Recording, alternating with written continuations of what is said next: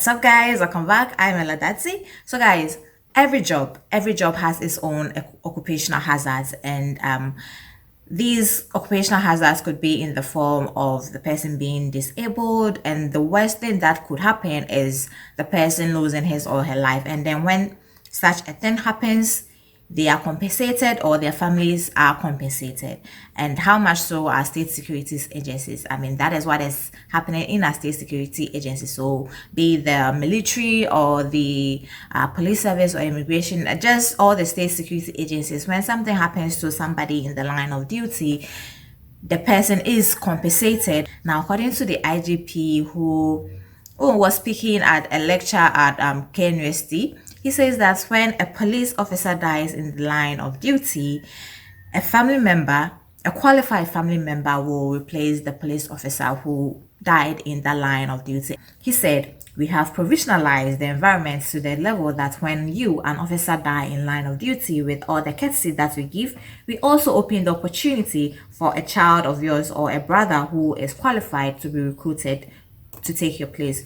The relative will continue the works that you couldn't finish because of your untimely death in line of duty. So it will be a way of pacifying the family for the loss." So when I heard this, when I saw the article about this, I thought, this is good. This is a really good initiative. But then reading through the article, comprehending the statement that the IGP made, I was like, wait, there are a lot of loopholes in this.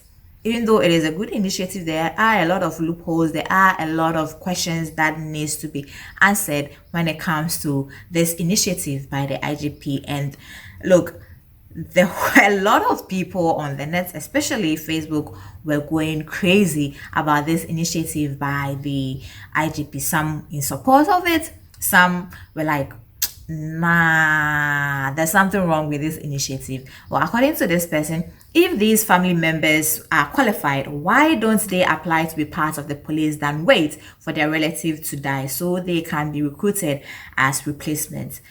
Now, this question really needs to be answered by the IGP. It really needs, because it makes a lot of sense. It really does make a lot of sense. So if the family member is qualified, why must the family member wait for, his family who is in the service die before he is recruited or before he replaces the family member who died in the line of duty? And then here in the country, when it comes to the state security agencies, especially the military, the police service, the immigration, every year, a lot of people do buy forms. A lot of people do go to these centers where they are, going to be recruited. And a lot of people come home without getting recruited. Yeah. So this question really needs to be answered by the IGP. It really does make sense. And then this person says, this is nonsense. Is the police for this is nonsense. The police force a cult? Another person says, this preposition pa, hey, I beg you, IGP, we are in Africa, especially Ghana, where black power works. Don't let people start killing their brothers and sisters who are in the service. So I don't talk Finnish though. Like like really. And then Amma Safu says, huh? So there is no retirement package or disability package for injury or death in duty. Rather, their family members should continue their work in their place for compensation. And then this one says, Dampare, forget this one. When you die, you die. No inheritance here, dude. So it's like, when you're feeling, okay, those who are already in the service, it's going to be like, they're going to give them a form for them to fill, and then there's going to be a place of next of kin. So yes, as I said, people have a lot of questions, and then I think that the IGP, I don't know the number of years or the number of months that took the IGP and then his board to come up with this initiative, but then I do think that they really must look through every hole that is in this initiative, because it's going to be kind of like when an MP dies, his family member, maybe his wife his wife replaces the MP. So it's kind of going to be just like that.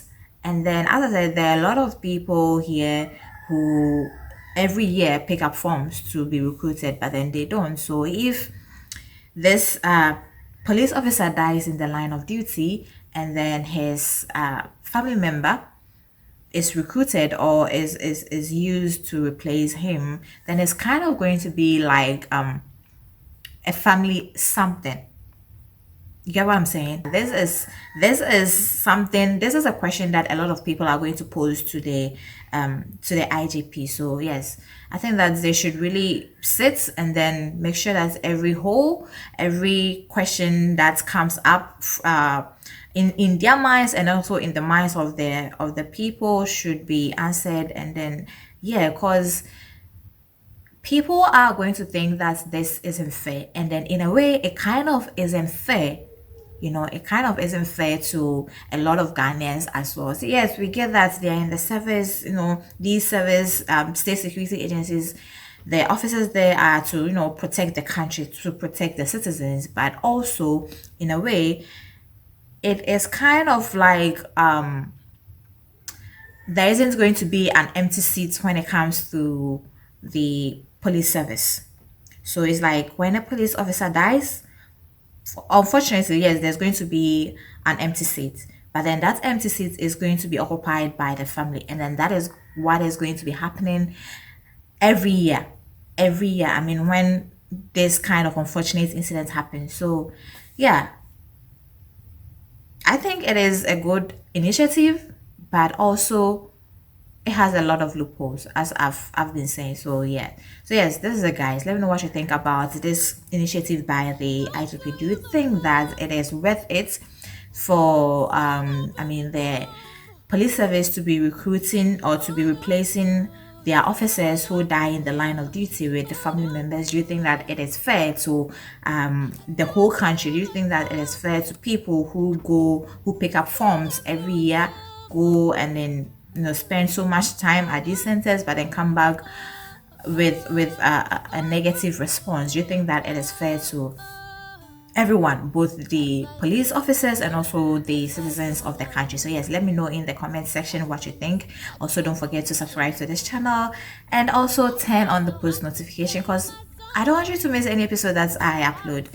I will see you guys some other time.